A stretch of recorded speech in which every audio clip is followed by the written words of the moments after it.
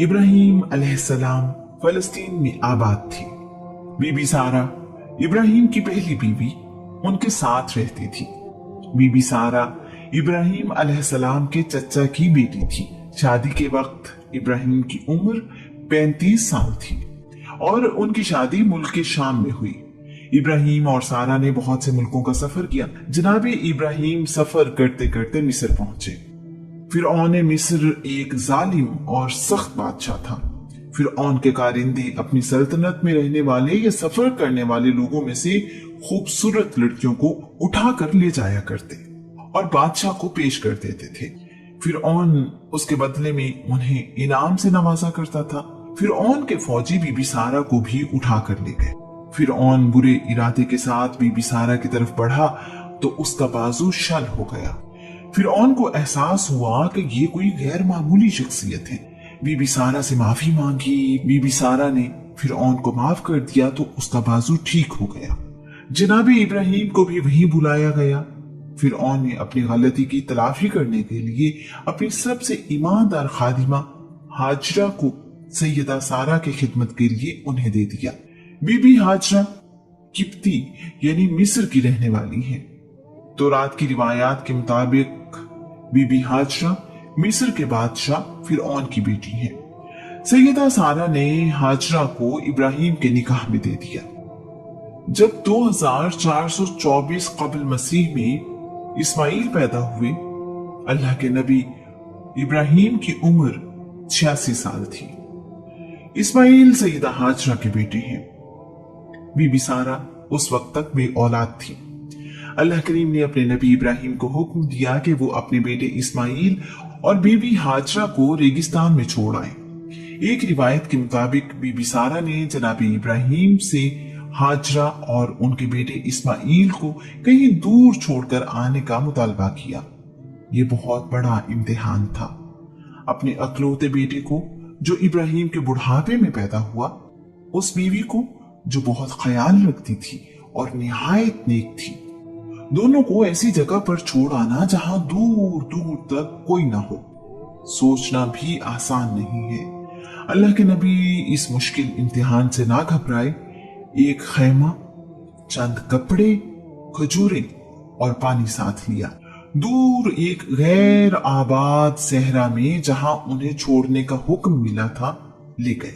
उन्होंने फलस्तीन से जनूब की तरफ 1235 किलोमीटर का सफर तय किया। अल्लाह के नबी और उनके खानदान ने ऊंट पर 40 दिन सफर किया तो यहां पहुंचे। क्या बीबी हाजरा को यहां से वापस अपने घर जाने की कोई उम्मीद होगी? अंदाजा करें इस सब्र और शुक्र करने वाली बीवी के हौसले का। बीबी हाजरा की उम्र उस वक्त 40 साल थी। अल्लाह के नबी के कहने पर अमल किया। वीराने में अपने दूध पीते बेटे के साथ चली आई। सिर्फ ये पूछा, आप हमें किसके सहारे यहां छोड़कर जा रहे हैं? इब्राहिम का जवाब था, वाहिद और मेहरबान रब के सहारे। बीबी हाजरा ने इत्मीनान से कहा, ठीक है, मुझे यकीन है कि हमारा रब हमें इस इम्तिहान में कामयाब करेगा। ये बात भी काबिल जिक्र है कि उस वक्त वहां कोई आबादी नहीं थी। यहां रुकने का फैसला किसका था? क्या ये फैसला इब्राहिम ने किया या सैयदा हाजरा ने? क्या सैयदा सारा ने उन्हें उस जगह छोड़ने का मुतालबा किया था? क्या ये फैसला हमारे रब का नहीं था जिसने यहाँ अपना घर बनाने का फैसला किया हुआ था? हम अपने और अपने घर वालों के लिए बेहतरीन आसाइश, आराम और तमाम नेमतों का इंतजाम करते हैं। अच्छा घर, जिंदगी की आसानियों का सामान, खुशहाली और बहुत कुछ। कभी गुमान में भी अपने घर वालों को तन्हा नहीं देखना चाहते। सब्जा था, ना ही पानी का वजूद। अगर थे तो सख्त और खुश्क पहाड़, पत्थर और तन्हाई, वहशत और घबराहट। अल्लाह करीम मोहब्बत करने वालों का खूब इम्तिहान लेता है। कहां जा बसने का हुक्म हुआ? ऐसी जमीन पर जहां कोई खेती बाड़ी नहीं। अल्लाह के नबी इब्राहिम ने खैमा लगाया।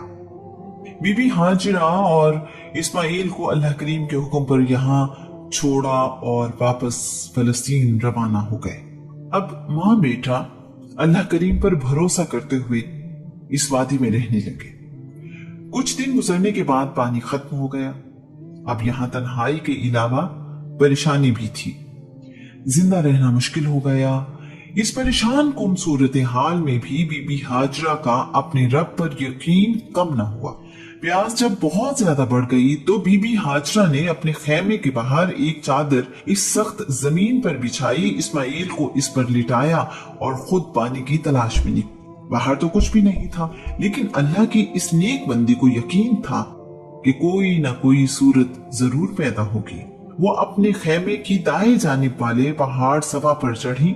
इधर उधर देखा, कुछ नजर न आया, न कोई इंसान न परिंदा। नजर भी कैसे आता, यहाँ कोई था ही नहीं। पहाड़ की चोटी से उनका बेटा उन्हें नजर आ रहा था। मां को तसल्ली थी कि मेरा बेटा मेरी नजरों के सामने है। जब कोई सफा पर जाकर कुछ ना मिला तो नीचे उतरी और अपने खेमे की बाएं जानिब वाले पहाड़ मरवा की तरफ जाने का इरादा किया। कोई सफा से नीचे वादी में आई तो अब बेटा नजर नहीं आ रहा था। मां को चैन कैसे आता? मां की मोहब्बत ने मजबूर किया। वो अब चलने की बजाय दौड़ने लगी। जब तक उन्हें बेटा नजर ना आया दौड़ती रही। बेटा नजर आया तो दोबारा चलने लगी। पहाड़ पर चढ़ना उतरना आसान कब है। अब वो कोही मरवा जो उनके खेमे के बाएं जानिब एक पहाड़ था, उसके ऊपर चढ़ी। यहां भी कुछ नजर ना आया। दोबारा सोचा कि कोई सफा पर जाना चाहिए। कोहे मरवा से उतरी। जब वादी में पहुंचने पर इस्माइल नजर न आए तो फिर दौड़ना शुरू कर दिया। यहां हमें सोचना चाहिए कि एक मां, भूख और प्यास, अकेली औलाद, वो भी अभी गोद, ना कोई और इंसान, न जिंदगी की उम्मीद। कभी एक पहाड़ पर चढ़ती हैं तो कभी दूसरे पहाड़ पर। जिन लोगों ने पहाड़ी इलाकों में छुट्टियां गुजारने के लिए सफर किया है जानते हैं कि पहाड़ों पर चढ़ना और उतरना किस कदर मुश्किल काम है। हम अपनी खुशी से जाते हैं और बहुत जल्दी थक जाते हैं। यहाँ तो एक माँ अपने बेटे की भूख और प्यास की खातिर परेशानी में पहाड़ों पर चढ़ती और दौड़ती है। इस परेशानी का अंदाजा सिर्फ माँ ही कर सकती है। बीबी हाजरा की बेचैनी खत्म होने का नाम नहीं ले रही। वो दीवानावार दोनों पहाड़ों पर बार बार जा रही है। वो सही कर रही हैं कि शायद कोई इंसान नजर आ जाए और पानी का इंतजाम हो जाए। सैयदा हाजरा 7वीं बार सफा पहाड़ से मरवा पर पहुंची तो उन्हें एक अजीब मंजर नजर आया। उन्होंने देखा कि जहां बेटा लेटा हुआ है उसके बिल्कुल करीब पानी है। उनकी खुशी की कोई हद ना रही। कहीं ये नजर का धोखा तो नहीं? क्या वाकई सख्त पत्थर के पहाड़ों में पानी है?